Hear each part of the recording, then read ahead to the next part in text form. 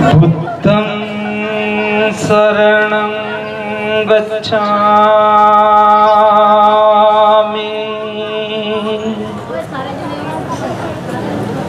धम्मं शरणं गच्छामि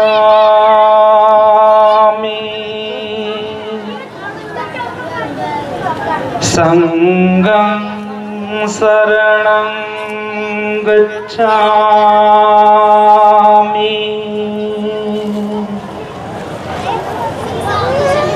इसी बुद्ध की शरण। बुद्ध कोई व्यक्ति का नाम नहीं है, अपनी बुद्ध की शरण में जाना। दूसरा यह धम है उन्होंने यदी शरण दे विच जाना।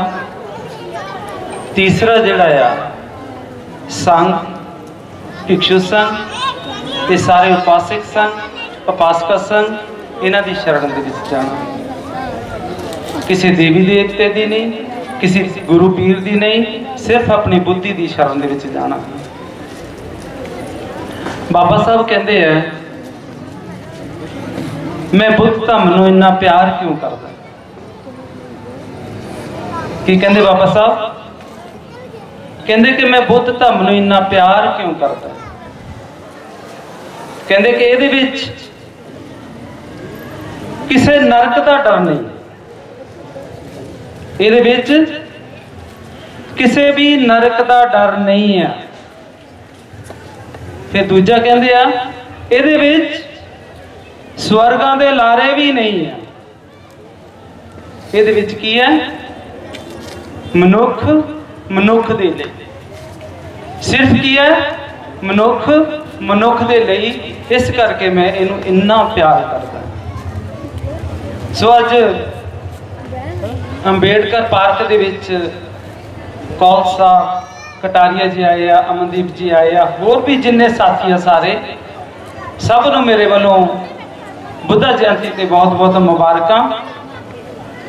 तुसीं इदां दे मौसम दे विच भी जिहड़े इन्नी तादाद दे विच लोग बैठे हैं, सारिआं नूं मेरे वालों बहुत बहुत मुबारकां। बाबा साहब की गल हमेशा करते हैं आप, पर स्टेजां दे उत्तों धम की गल कदी नहीं होती।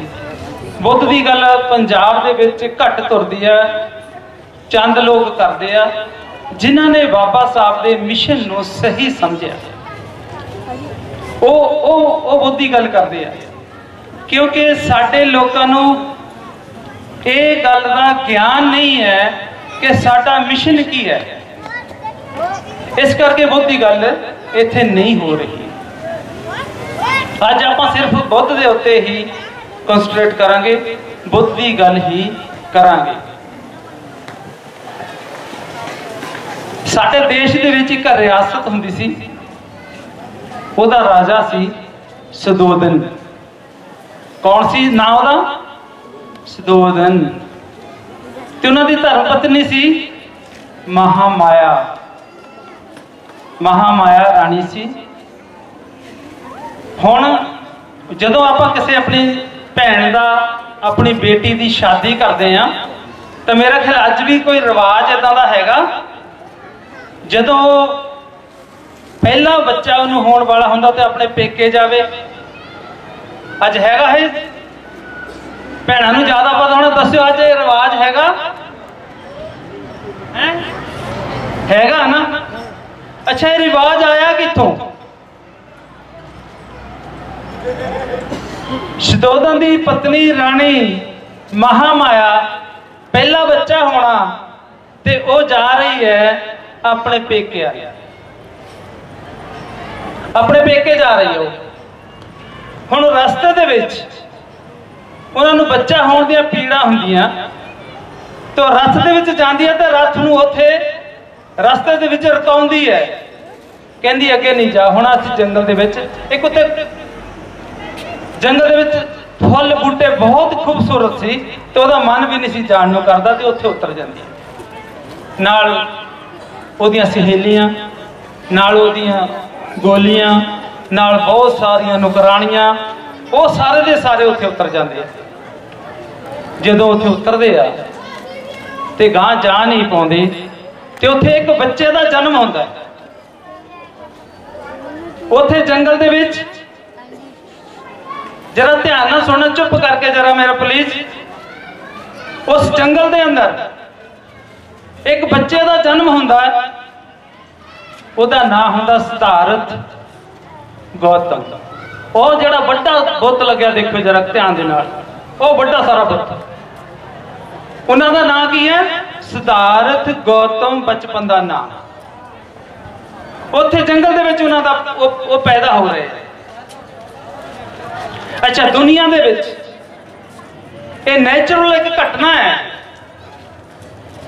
कि खुले आसमान दे थले दरख्तां दे विच इन्हां दा जन्म हो रहा। दूसरी घटना, जदों उन्हां नूं ज्ञान प्राप्त हुंदा है खुले आसमान दे थले, पिपल दे दरख्त दे थले। और तीसरी घटना जिहड़ी आ उन्हां दा परिनिर्वाण हुंदा है, वो भी शाल रुख दे खुले आसमान दे जंगल दे विच। दुनिया दी पहली महान हस्ती है जिन्हां दा जन्म अज विसाख दी पूर्णिमा नूं, ज्ञान अज दे दिन विसाख दी पूर्णिमा नूं, और मृत्यु मौत महापरिनिर्वाण विसाख दी पूर्णिमा नूं। तिन्ने ही घटनावां एक दिन दे विच आउणियां। ये दुनिया दे पहले शख्स आ, पहले, होर किसी दे नाल ऐसा नहीं हुंदा। ते उन्हां नूं जदों थोड़े बच्चे थोड़े बड़े हुंदे आ, उन्हां नूं दुनिया दे नाल प्यार स्नेह इन्ना क लगाव है, कली कली चीज नूं वाच करदे आ। घरों बाहर निकलते हैं, ये सिद्धार्थ गौतम जदों घरों निकलते आ, रास्ते दे विच कोई भी कपड़ियां तो रहत, बगैर कपड़ियां तो काम करता होया, कोई भूखा, कोई किस तरह का आदमी उन्होंने कोई भी दिखता है तो उसका मन करुणा दे नाल भर जाता है। तो सोचता है कि ये क्यों होया, ये इंसान इदा क्यों है। वो दिमाग दे विच बार बार इदां दे सवाल उत्पन्न होंदे आ, बार बार। जदों ये सवाल उत्पन्न होंदे आ तां फिर सुभाविक है कि उहदा बचपन तो ही इधर नूं लगाव होना शुरू हो गया। लेकिन माँ बाप की चाहते आ, साडे भी पंजाब दे विच बड़ा माहौल है कि जदों बच्चा स्कूल जाता, कॉलेज जाता, वो भावें डॉक्टर नहीं बनना चाहता, इंजीनियर नहीं बनना चाहता, लेकिन माँ बाप की ख्वाहिश की होंदी है ये डॉक्टर ही बने, ये इंजीनियर ही बने, ये होर कुछ ना बने। लेकिन उसका जिहड़ा टैलेंट हुंदा वो होर हुंदा, उसका रुझान कुछ होर हुंदा। ते सिद्धार्थ गौतम के भी जिहड़े बच्चे आ, सिद्धार्थ गौतम नूं जिहड़ा उसदे माँ बाप आ, वो भी चाहते कि साडा बच्चा जिहड़ा आ ये बादशाह आ, ये आने वाला बादशाह आ, ये विद्या शास्त्र की विद्या लवे, ये युद्ध की शिक्षा लवे। लेकिन सिद्धार्थ गौतम का इहनूं बिल्कुल रुझान नहीं। जदों वो खेडदा है, उहदे एक उहदा भूआ का पुत हुंदा देवदत्त, उन्हां दा हम उम्र है। वो हमेशा उन्होंने चाहता कि साडे नाल चले, पर जे जांदा भी है तो एक पासे होके वो बैठ जाता है तो वो शिकार कर। एक दिन की होया, देवदत्त शिकार कर रहा, सिद्धार्थ गौतम एक पासे बैठा। देवदत्त ने एक पंछी नूं तीर मारिया खिंच के, वो जख्मी हो गया। जो जख्मी होया तो बेचारा फड़फड़ांदा उत्थे आके डिगया जिथे सिद्धार्थ गौतम बैठा सी। जदों उहदे मूहरे आके डिगया, उन्होंने बड़ी दया आई, बड़ी करुणा आई। उन्हें चुकिया, उहदा खून बंद किया, उन्होंने गर्मी दी, उन्होंने पट्टी की, उन्होंने पानी पिलाया ते उन्होंने बचा लिया। उधरों अपने शिकार नूं देखदा लभदा लभदा देवदत्त भी उत्थे आ पहुंचदा ते उहनूं कहंदा तू मेरा जिहड़ा ये शिकार देखिया? वो कहंदा मैं नहीं देखिया। वो फिर पुछदा कहंदा देखिया? कहंदा मैं नहीं देखिया। अच्छा फिर बाद विच वो कहंदा कि हाँ मैं देखिया, मैं इहनूं बचाया। वो कहंदा मेरा शिकार मैनूं दे दे, पर सिद्धार्थ बुद्ध उहनूं नहीं दिंदा। वो कहंदा मैं इहनूं नहीं दे सकदा। वो कहंदा मेरा शिकार मैं मारिया, मैनूं दे। वो कहंदा मैं बचाया, इहदे उत्ते मेरा हक है, इहनूं मैं बचाया, इहदे उत्ते मेरा हक है। तो फिर वो कहंदा नहीं, इहनूं मैं मारिया, इहनूं इहदे उत्ते मेरा हक है। ते उसदे उथों एक शब्द की सिरजना हुई है। पता किहड़े शब्द की सिरजना हुई उथों? वो कहंदे मारन वाले नालों बचाउण वाला डाडा। अज भी ये शब्द प्रचलित है ना, ये बुद्ध तो शब्द आया सी, बुद्ध तो, क्योंकि बुद्ध ने जिन्ने भी ज्ञान के शब्द आ, बड़े बड़े श्लोक आ, वो बुद्ध ने दिते आ ते अज पूरी दुनिया ने उन्होंने अपनाया होया। किसी ने किसी किताब के रूप के पा लिया, किसी ने किसी किताब के रूप के पा लिया। अच्छा उस तो बाद हुण जुबान हो रहा, सिद्धार्थ गौतम जुबान हो रहा, ते उहदा रुझान है जिहड़ा वह बादशाही वाल नहीं आ, उहदा रुझान है एक समाज के भलाई वास्ते। क्योंकि सिद्धार्थ गौतम के नाल बहुत सारिया चीज़ां जिहड़ियां आ वो भारत की धरती ते जोड़ियां गईयां। जिवें बहुत प्रचलित है कि सिद्धार्थ गौतम ने एक बुढ़े नूं देखिया, एक मर गए नूं देखिया, एक होर किसी नूं देखिया ते ओह उत्थों ने संन्यास ले लिया। लेकिन इहो जी कोई गल नहीं, कोई इहो जी गल नहीं है। क्योंकि तुसीं देखो कि सिद्धार्थ गौतम हमेशा घर तो बाहर निकलते आ, 29 साल की उम्र में संन्यास लेंदे आ, ते इहदा मतलब है कि उन्होंने पहला सारिया चीज़ों को अनुभव किया, देखिया। फिर एक दिन अचानक एक घटना वापरती है, दो कबीलियां के अंदर एक घटना वापरती है, पानी तो लड़ाई होती है शाकी और कोहली। एक जड़ा इन्हां दा रियासत है, एक दूजी रियासत, दो खानदानों के बीच एक झगड़ा वापरता। ये झगड़ा जो सिद्धार्थ गौतम है झगड़ा नहीं करना चाहता, ये सोच वखरी है। वो कहता कि लड़ाई झगड़िया के नाल कभी हल नहीं होंगे। लेकिन इन्हों का जोड़ा सेनापति है वो चाहता कि उन्होंने मारिया जाए, अपना पानी की जी वंड है वो इदा की जाए। अज भी पंजाब के अंदर बहुत सारे झगड़े जोड़े पानी तो होंगे आ, खून तो सस्ता, पानी तो सस्ता जोड़ा खून बन जाता, बहुत सारे कतल हो जाते हैं। लेकिन सिद्धार्थ गौतम चाहते हैं कि कोई कतल ना होवे, कोई मरे ना, कोई वट ना होवे, ते मैं ऐसी तरह इन्हों सुलझा दियां। पर सेनापति इस गल नहीं चाहता। पर जदों उन्होंने जी संस्था है, उन्होंने पंचायत आ, सेनापति आ, तो जदों ये गल वो सोचते हैं कि इन्होंने साडा विरोध किया, सिद्धार्थ गौतम ने विरोध किया, तो उत्थे उन्होंने ये सज़ा मिलती है कि जां ते अपनी जमीन का सारी छड्ड दो, जां तो संन्यास ले ला। ते उतों फिर सिद्धार्थ गौतम जो संन्यास लेंदे। थोड़ा चिर चुप करो जरा 5 मिनट। जदों उतों संन्यास ले लेंदा है, वो सारा घर नूं छड्ड के चला जाता है। ते जान दे वक्त बहुत सारे लोगों ने यह भी उन्होंने नाल जोड़ दिता कि बीवी बच्चों नूं छड्ड के सिद्धार्थ गौतम इंज ही चला गया। वो भी गलत है। जान लग्या यशोधरा ने उन्होंने पत्नी सी, उन्हें उन्होंने कहा कि जे हुण तुसीं घरों जाना है तो इस चीज़ की खोज करनी है कि इंसान दुखी क्यों है, दुखी क्यों है, तो दुखों का कारण की है। साडे की हुंदा बहुत सारे जिन्ने भी संत महात्मा कह लो, इत्थे दे जिन्ने भी गुरु पीर कह लो, सारे ने कहा कि दुख आ, पर किसी ने नहीं कहा कि दुख का कारण की है, और किसी ने नहीं दसिया कि दुख का निवारण की है, हल की है। लेकिन पहले शख्स दुनिया के होए आ तथागत बुद्ध जिहड़े सिद्धार्थ गौतम है, कि उन्होंने दुख नूं फड़िया, फिर उसदा इलाज किया, दुख नूं फड़िया, उसदा हल लभ्या ते उसदा फिर इलाज भी किया। सो जदों उन्होंने घर त्याग किया, बहुत सारे सन्यासियों के कोल उन्होंने जाने का मौका मिला। कोई कहता कि तपस्या इंज करनी है, कोई कहता तपस्या इंज करनी है, कोई कहता तपस्या इंज करनी है। लगातार 6 साल चलते रहे, लगातार, कदी किसी जंगल विच, कदी किसी तपस्वी कोल, कदी किसी साधु के कोल, कदी किते, पर उन्हों का हल नहीं होया।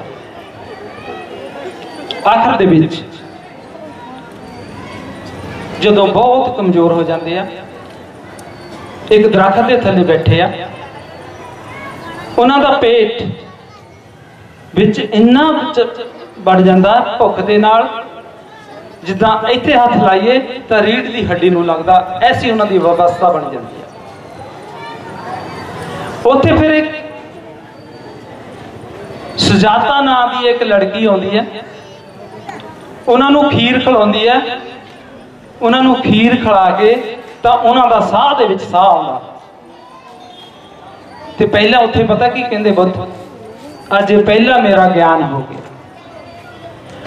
भुखे रह के कुछ नहीं हो सकता, बंदा भुख दे नाल कुछ नहीं कर सकता, कुछ पा नहीं सकता, तपस्या नहीं कर सकता, कोई चीज नहीं की भुख हल किसी चीज का नहीं है। उत्थे पहला उन्होंने ज्ञान प्राप्त होया। जदों उन्होंने ज्ञान प्राप्त होता है तो फिर वो बैठे सोचते हैं भी जिस चीज की मैं खोज की है, जिहड़ी चीज की मैं खोज कर ली है, ये इन्हां लोकां नूं समझ आएगी कि नहीं आएगी। वो सोचते हैं, फिर सोचते हैं कि इन्हां लोकां नूं इस गल की समझ नहीं आउणी, जिहड़े लोग अज भी आत्मा परमात्मा के चक्कर च फसे हुए आ, नरक स्वर्ग के चक्कर दे विच फसे हुए आ, जेड़े बेमा भरमा के चक्कर दे विच फसे हुए आ, जेड़े पखंड के चक्कर दे विच फसे हुए आ, इन्हां नूं ये गल कदों समझ आई। बैठ जाते हैं, फिर सोचते हैं कि जेड़ी ज्ञान की खोज मैं की है, जिन्हों मैं अपने कोले रख लवां, तो फिर इन्हां लोकां दा आधार किद्दां होएगा, इन्हां लोकां दा फिर कल्याण किद्दां होएगा। फिर वो थोड़ा अपने आप को सचेत करते आ, उठते आ, तो फिर एक गल चीज होर सोचते आ, कहते मेरे तो पहला 27 बुद्ध होए आ, मैं 28वां बुद्ध आ, मेरे तो पहला 27 बुद्ध होए आ।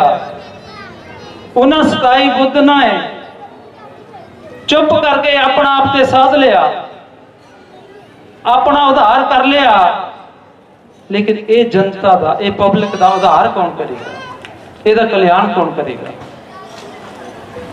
तो उतों फिर उठ के वो तुर पते कहते नहीं, अज मैं इस ज्ञान नूं लोकां दे विच लैके जावांगा, लोग समझण ना समझण, इन्हां दी इन्नी भी बुद्धि कमजोर नहीं कि ये नहीं समझते, ये समझणगे। अगर मैं इन्हां दे विच जावांगा तो ये जरूर समझणगे। उतों फिर उठ के वो चले जाते, जाके पहली बारी। हुण तुसीं सोचो जरा कि जे भारत का संविधान ना होवे, साडा देश पूरे का पूरा जंगल राज बन जाएगा कि नहीं बन जाएगा? बनेगा। हर चीज नूं चलाउण वास्ते कुछ ना कुछ सिद्धांत चाहिए, कुछ प्रिंसीपल चाहिए होंदे आ। ते बुद्ध ने भी जिंदगी जीउण दे फिर 5 मूल मंत्र सिद्धांत दिते हैं। सब तो पहला किहड़े-किहड़े? सब तो पहला कहंदे मैं जीव हत्या नहीं करांगा, सब तो पहला। दूसरा फिर की कहंदे आ, मैं चोरी नहीं करांगा। फिर तीसरा की कहंदे आ, मैं कदी झूठ नहीं बोलांगा। चौथा फिर की कहंदे आ, मैं जिंदगी च कदे भी विचार नहीं करांगा। पंजवां फिर पता की कहंदे, मैं किसी भी नशे का कदी सेवन नहीं करांगा। हुण तुसीं सोचो जरा, जो जिंदगी जीउण दे सिद्धांत बन जाते आ तो बंदा कभी गलती करेगा, उन्होंने दुख होएगा? कभी नहीं हो सकता, कभी भी दुख। सिद्धांत चाहिए जिंदगी जीउण वास्ते। पिंड की पंचायत होंदी, ਉਹਦੇ भी सिद्धांत होंदे आ। एक परिवार होंदा वडेरा, ਉਹਦੇ भी सिद्धांत बनाउंदा है कि वधिया ढंग नाल चले। ते पहले दुनिया के शख्स है तथागत बुद्ध, जिन्हां ने जिंदगी जीउण दे 5 सिद्धांत दिते आ। हुण तुसीं देखो, जदों बंदा किसी बंदे का कतल कर दिंदा है, किसी नूं मारदा है, तुहाडे की ख्याल है वो सुखी रहेगा? उन्होंने फिर की हुंदा? पुलिस फड़ती है, थाने ले जाती है, सजा होंदी है, तो फिर बच्चे नूं की हुंदा? यतीम हो जाते हैं, परिवार बिखर जाता है। ये तो बड़ा दुख होर किहड़ा हो सकता है? जे असीं ये साजिश नहीं रचांगे किसी नूं मारन दी, तां की साडे नाल वापरेगा? नहीं वापरेगा। इसे तरह उन्होंने 5 सिद्धांत रखे भारत की धरती ते सब दे कल्याण वास्ते। आस्ते आस्ते उन्होंने पूरा देश के विच भ्रमण किया है। 45 साल लगे उन्होंने पूरा देश बुद्धमय बना दिता। पूरा देश, साडे देश के अंदर कोई भी दूसरी चीज नहीं हुंदी सी जदों बुद्ध ने 45 साल लाए। कोई भी जे कोई होर दूसरा नहीं हुंदा तो फिर साडे बजुर्ग कौन सी? साडे जेरे बजुर्ग आ फिर वो कौन सी? जा रहे कि बुद्धिस्ट सी, पर सानू समझ नहीं आई। जदों 1956 में बाबा साहब ने सानू धम्म का रास्ता दिता, उदों की क्या भला उन्होंने? बाबा साहब ने की क्या? हे मेरे समाज के लोगो, हे मेरे समाज के लोगो,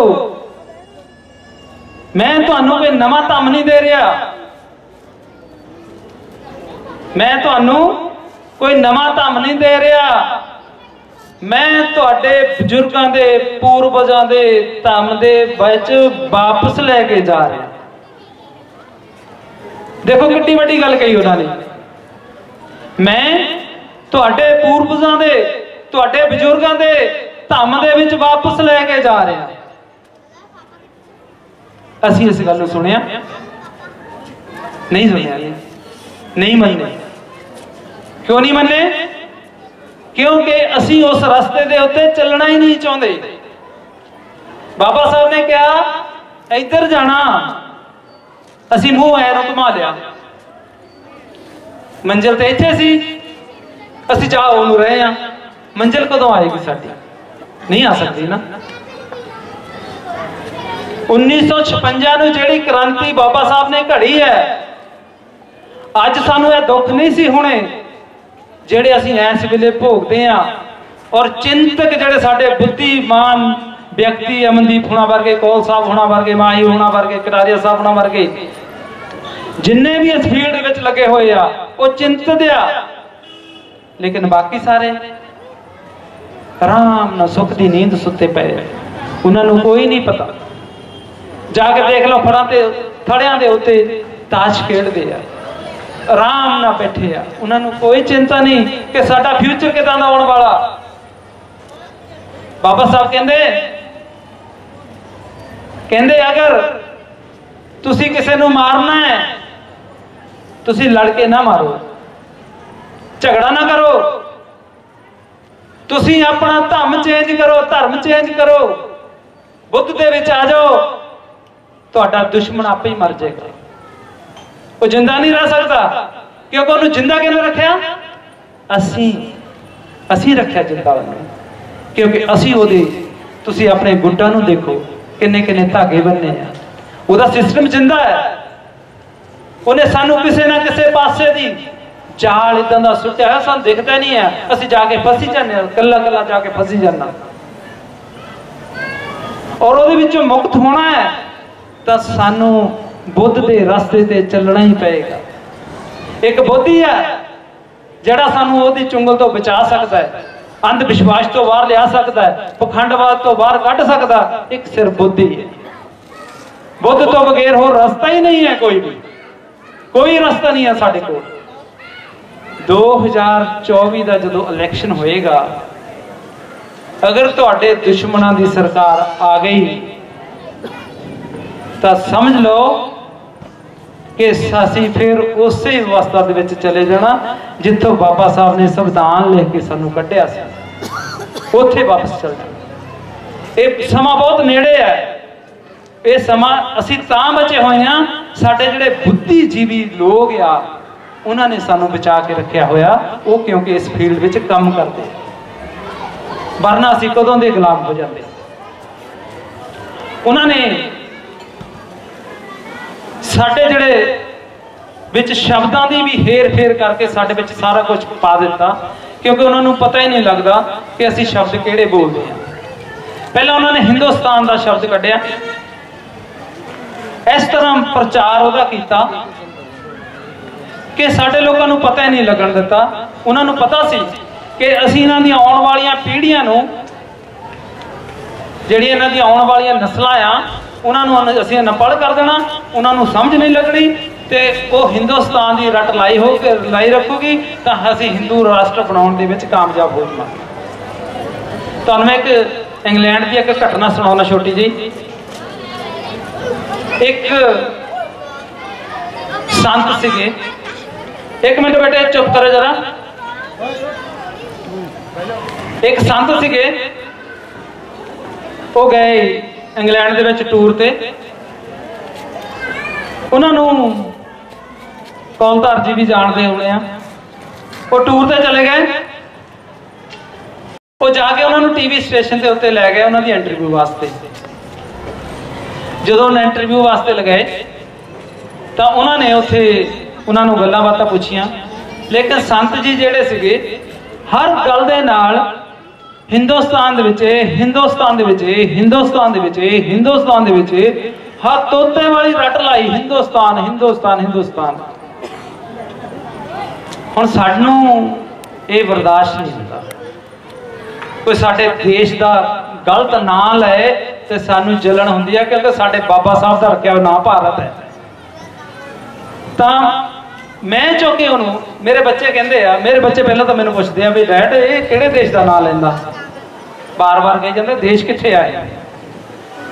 तो मैं उन्हें चौके फोन लाता, मैं कहा बाबा जी ये तुसी किस देश की गल करते हैं, सानू माड़ा जी समझाओगे। आ मेरे बच्चे आ, ये इंग्लैंड च जम्मे पले आ, ये वर्ल्ड का नक्शा जिहड़ा है खोली बैठे आ, वो कहते सानू जिस देश का बाबा नाम लैंदा सानू लभ नहीं रहा, प्लीज मैनू दस्सिओ कि मैं इन्होंने समझा दिया कि आ। हुण उन्होंने होर तां कोई गल ना आवे, घुमाउंदा फिरे चार चपेरे नूं, मैनू कहंदा नहीं इंडिया हो। मैं कहा तो मैं भी जानदा इंडिया भारत ना, पर तू वो देश ते दस कित्थे है जिहदा तू नाम लैंदा सी हुणे, वो देश मैनू दस। उन्होंने कोई गल नहीं आई। फिर मैं उन्होंने समझाया, मैं कहा देख अपना पासपोर्ट चेक कर, उहदे उत्ते की लिखिया भारत इंडिया, साडे संविधान ने दिता है ना, बाबा साहब ने दिता सानू ना, तू इहदा नाम गलत नहीं लै सकता, नहीं तो अपना पासपोर्ट वापस कर दे। वो मुड़ के उहदे मूँह दे विचों एक बारी नहीं निकलिया हिंदुस्तान, जानी सानू जागृति होनी चाहिए है, नहीं एक शब्द के बदले। अच्छा दूसरा की होया बुद्धिज्म के उत्ते, बाबा साहब डॉक्टर अंबेडकर ने सानू एक ग्रंथ लिख के दिता, बुद्धा एंड हिज धम्मा। आ जिहड़ा ग्रंथ है ये बाबा साहब ने सानू लिख के दिता। तुसी सोचो जरा कि साडे बाबा साहब तो विद्वान आदमी दुनिया दे विच कोई हैगा? 21 साल धर्मां दी स्टडी करन तो बाद जिहड़ा ये ग्रंथ सानू दिता, सारे देखियो ध्यान दे नाल जरा, क्योंकि ना तुसी अगे तो यह पढ़ना आ, कौल साहब कोल बहुत पए आ, कल्ले कल्ले घर दे विच होना चाहिए तुहाडे कोल, कल्ले कल्ले घर दे विच बाबा साहब दे हत्थी लिखिया आ, एडी वड्डी कोई होर प्रॉपर्टी नहीं हो सकती जिड्डी ये आ। ਇਹਨੂੰ ਪੜ੍ਹਨਾ ਆ। ਅੱਛਾ, ਸ਼ੈਤਾਨ ਲੋਕਾਂ ਨੇ ਕੀ ਕੀਤਾ? ਬਾਬਾ ਸਾਹਿਬ ਨੇ ਇਹਨੂੰ ਨਾਂ ਦਿੱਤਾ ਬੁੱਧਾ ਐਂਡ ਹਿਸ ਧੰਮਾ, ਬੁੱਧ ਅਤੇ ਉਸ ਦਾ ਧੰਮ। ਧਰਮ ਨਹੀਂ ਵਰਤਿਆ।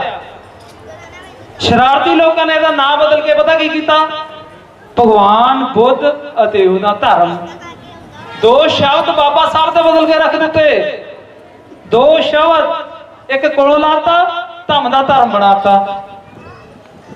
ਹੁਣ ਇੱਥੇ ਭਗਵਾਨ ਬਾਬਾ ਸਾਹਿਬ ਨੇ ਕਿਤੇ ਨਹੀਂ ਵਰਤਿਆ, ਧਰਮ ਕਿਤੇ ਨਹੀਂ ਵਰਤਿਆ, ਕਿਉਂਕਿ ਧਰਮ ਇਹ ਹੈ ਹੀ ਨਹੀਂ, ਇਹ ਧੰਮ ਹੈ। ਧੰਮ ਦਾ ਮਤਲਬ ਹੁੰਦਾ ਵੇ ਆਫ ਲਾਈਫ, ਜ਼ਿੰਦਗੀ ਜਿਉਣ ਦਾ ਰਸਤਾ। ਇਹ ਜ਼ਿੰਦਗੀ ਜਿਉਣ ਦਾ ਰਸਤਾ ਆ। ਇਹਨੂੰ ਤੁਸੀਂ ਇੱਕ ਵਾਰੀ ਸਟੱਡੀ ਕਰਕੇ ਦੇਖ ਲਓ, ਇੱਕ ਵਾਰੀ ਇਹਨੂੰ ਪੜ੍ਹ ਕੇ ਦੇਖ ਲਈਏ। ਸੋ ਬਹੁਤ ਸਾਰੀਆਂ ਸ਼ਰਾਰਤਾਂ ਸਾਡੇ ਨਾਲ ਅੱਜ ਵੀ ਹੋ ਰਹੀਆਂ, ਸਾਡੇ ਪੜ੍ਹੇ ਲਿਖੇ ਤੋਂ ਬਾਅਦ ਵੀ। ਤੇ ਜਦੋਂ ਸਾਡਾ ਕੋਈ ਸਕੂਲੇ ਨਹੀਂ ਸੀ ਜਾਂਦਾ, ਪੜ੍ਹਿਆ ਨਹੀਂ ਸੀ, ਤਾਂ ਫਿਰ ਸਾਡੇ ਨਾਲ ਕੀ ਹੋਇਆ ਹੋਵੇਗਾ? ਸੋਚ ਕੇ ਦੇਖੋ ਜਰਾ। ਸੋ ਜਿਹੜਾ ਵੀ ਬੰਦਾ ਭਗਵਾਨ ਸ਼ਬਦ ਬੋਲਦਾ ਜਾਂ ਮਹਾਤਮਾ ਸ਼ਬਦ ਬੋਲਦਾ ਜਾਂ ਹੋਰ ਕੋਈ ਸ਼ਬਦ ਬੋਲਦਾ, ਤੇ ਉਹਨੂੰ ਤੁਸੀਂ ਉੱਥੇ ਰੋਕੋ।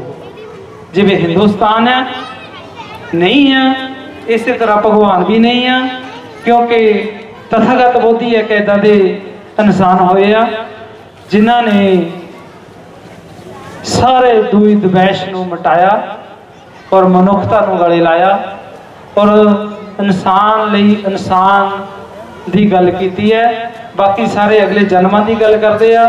ਬੋਧੀ ਇੱਕ ਇੱਦਾਂ ਦੇ ਆ ਜਿਹੜੇ ਇਸੇ ਜੀਵਨ ਦੀ ਗੱਲ ਕਰਦੇ ਆ। ਮੈਂ ਹੁਣ ਬਹੁਤਾ ਤੁਹਾਡਾ ਸਮਾਂ ਨਹੀਂ ਲੈਣਾ ਚਾਹੁੰਦਾ, ਕਿਉਂਕਿ ਕਾਫੀ ਟਾਈਮ ਹੋ ਗਿਆ। ਅਸੀਂ ਇੱਕ ਹੋਰ ਫੰਕਸ਼ਨ ਅਟੈਂਡ ਕਰਨਾ ਹਜੇ ਤਾਂ। ਸੋ ਆਪ ਸਭ ਨੂੰ ਜਿਨ੍ਹਾਂ ਨੇ ਬੜੇ ਧਿਆਨ ਦੇ ਨਾਲ ਸੁਣਿਆ, ਬਹੁਤ ਬਹੁਤ ਧੰਨਵਾਦ ਆਪ ਜੀ ਦਾ। ਨਮੋ ਬੁੱਧਾਏ। ਜੈ ਭੀਮ, ਜੈ ਪ੍ਰਬੁੱਧ ਭਾਰਤ।